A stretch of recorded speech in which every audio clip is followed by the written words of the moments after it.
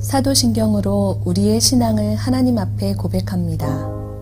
전능하사 천지를 만드신 하나님 아버지를 내가 믿사오며 그 외아들 우리 주 예수 그리스도를 믿사오니 이는 성령으로 잉태하사 동정녀 마리아에게 나시고 본디오 빌라도에게 고난을 받으사 십자가에 못 박혀 죽으시고 장사한 지 사흘 만에 죽은 자 가운데서 다시 살아나시며 하늘에 오르사 전능하신 하나님 우편에 앉아 계시다가 저리로서 산 자와 죽은 자를 심판하러 오시리라. 성령을 믿사오며 거룩한 공회와 성도가 서로 교통하는 것과 죄를 사하여 주시는 것과 몸이 다시 사는 것과 영원히 사는 것을 믿사옵나이다. 아멘. 오늘의 말씀 요한복음 8장 21절에서 30절 말씀입니다. 다시 이르시되 내가 가리니 너희가 나를 찾다가 너희 죄 가운데서 죽겠고 내가 가는 곳에는 너희가 오지 못하리라. 유대인들이 이르되 그가 말하기를 내가 가는 곳에는 너희가 오지 못하리라 하니 그가 자결하려는가. 예수께서 이르시되 너희는 아래에서 났고 나는 위에서 났으며 너희는 이 세상에 속하였고 나는 이 세상에 속하지 아니하였느니라. 그러므로 내가 너희에게 말하기를 너희가 너희 죄 가운데서 죽으리라 하였노라. 너희가 만일 내가 그인 줄 믿지 아니하면 너희 죄 가운데서 죽으리라. 그들이 말하되 내가 누구냐. 예수께서 이르시되 나는 처음부터 너희에게 말하여 온 자니라. 내가 너희에게 대하여 말하고 판단할 것이 많으나 나를 보내신 이가 참 되심에 내가 그에게 들은 그것을 세상에 말하노라 하시되 그들은 아버지를 가리켜 말씀하신 줄을 깨닫지 못하더라.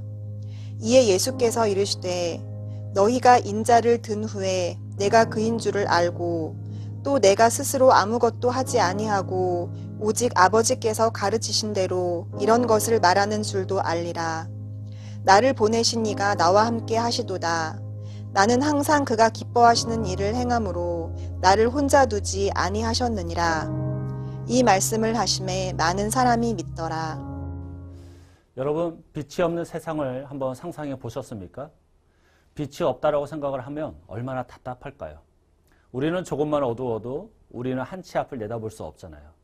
그로 인해서 여기저기 막 물건들에 부딪히기도 하고 온몸에 멍이 가실 날이 없을 거예요. 특히 어린아이들이 어두운 것을 싫어하는 것 같습니다. 그래서 어린아이들이 있는 집안들을 보면 항상 미등을 켜놔요. 이렇게 우리가 살고 있는 세상에는 반드시 빛이라는 것이 필요합니다. 빛이 생명에 어떤 영향을 미치는지 연구하기 위해서 과학자들이 상자에 쥐를 넣은 뒤에 관찰을 했어요. 한쪽 상자는 빛이 완전히 차단된 상태, 그리고 그곳에 쥐를 넣어놨죠. 근데 빛이 완전히 차단된 상자에 들어있던 쥐들은 대부분 30분을 견디지 못하고 죽고 말았어요. 그런데 다른 한 상자에 매우 희미한 빛을 딱 씌워줬더니 그 상자 안에 있던 쥐들은 무려 36시간이나 살아 있었습니다. 아주 약간의 빛이 쥐의 수명을 70배나 늘려준다라는 사실을 과학자들은 이해할 수가 없었어요. 그래서 이 실험에 대한 결과를 과학자들이 논문에 어떻게 적었는지 아십니까? 쥐들은 절망 때문에 죽은 것 같다라고 이야기를 했어요. 빛이 없는 상태를 절망 외에는 다른 말로 표현할 수가 없었던 것이죠. 사랑하는 성도 여러분, 빛이 없어서 이런저런 문제로 인해 절망 가운데 빠져 살아가던 인류에게 죄와 죽음의 그림자 아래에서 출구를 찾지 못하는 그런 사망의 땅에 살아가고 있는 우리에게 정욕과 범죄, 비난과 정죄, 의심과 불신, 유혹과 시험으로 인해서 하나님의 형상을 잃고 살아가던 우리에게 예수님께서 세상의 빛으로 이 땅에 오셨어요. 그리고 그 예수님께서 이렇게 말씀을 하셨습니다. 우리 본문 12절 같이 한번 읽어보겠습니다. 시작. 예수께서 또 말씀하여 이르시되 나는 세상의 빛이니 나를 따르는 자는 어두움에 다니지 아니하고 생명의 빛을 얻으리라. 아멘. 예수님이 뭐라고 말씀하십니까? 나는 세상의 빛이다 라고 말씀하시고 빛인 나를 따르는 자들은 생명의 빛을 얻으리라 라고 말씀을 하셨어요. 오늘 본문을 보니까 간음을 하다가 현장에 걸린 그 한 여인을 서기관들과 바리새인들이 잡아왔습니다. 그리고 그 여인을 가운데 모아놓고 돌로 쳐서 율법을 지키려고 했어요. 이 모습만 놓고 보면 그 여인 주변에 서있던 서기관들과 바리새인들, 그리고 그 여인을 둘러싼 사람들은 의인처럼 보여요. 오직 간음을 하다가 걸린 여인만 죄인처럼 보입니다. 그러니까 그 자리에 있으면 누구든 의인이 될 수 있고 죄인인 여인을 손가락질하면서 비난할 수 있는 것이죠.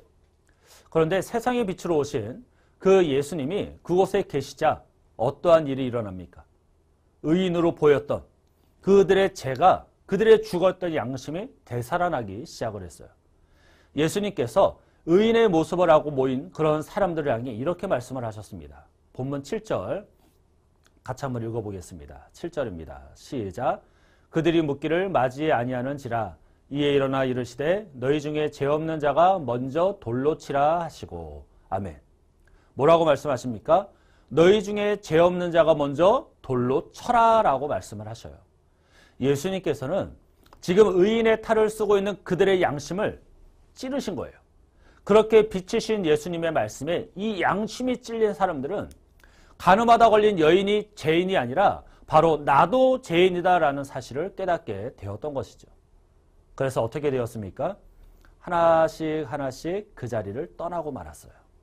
사랑하는 성도 여러분, 빛으로 오신 예수님께서 사람들의 내면의 빛을 비추자 죽었던 그들의 양심이 깨어나고 감추고 있었던 그들의 죄가 들춰냈던 거죠.